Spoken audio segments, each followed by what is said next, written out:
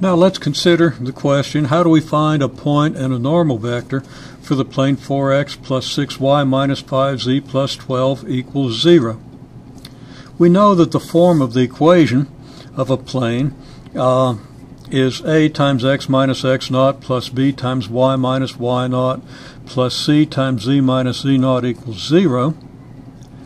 And the normal vector is ai plus bj plus ck.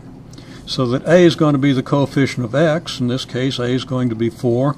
B is the coefficient of y, making b equal to plus 6. And c is the coefficient of z, so that c equals negative 5. X naught, y naught, z naught can be any point that lies on this plane.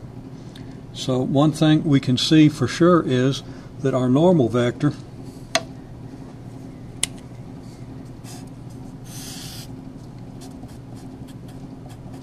is 4i plus 6j minus 5k, meaning again that any vector between any 2 points of the plane has to be perpendicular to this normal vector.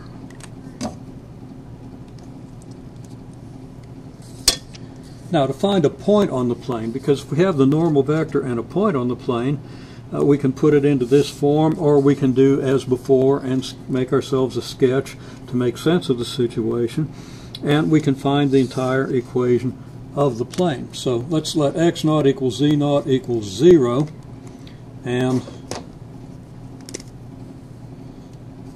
following techniques that we used a minute ago. Not going to go through the details, just saying that if we let x and z be 0, then we have 6y plus 12 equals 0, giving us y equals negative 2. So the point x naught, y naught, z naught equals 0, negative 2, 0 is on the plane. And we can then, let's go ahead and just use this form, although I do recommend drawing it out as we've done in previous discussions. We're going to get 4 times x minus 0 plus 6 times y minus negative 2 plus, excuse me, writing this down without thinking, that's going to be, cost myself $1 here, minus 5 times z minus 0 equals 0, giving us the equation 4x plus 6y minus negative 2 is plus 2, so we're going to have plus 12 minus 5z equals 0. And we see that this equation, except for the order of terms, is identical to this one.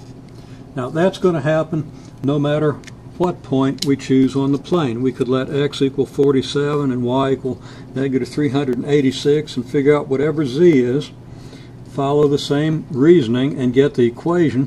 When we expand and simplify the equation, it's going to be identical to the original. Perhaps not with the same order of terms, but with exactly the same terms as the original. And if we put it into the usual form with x first and y second and z third, it will be identical to the original.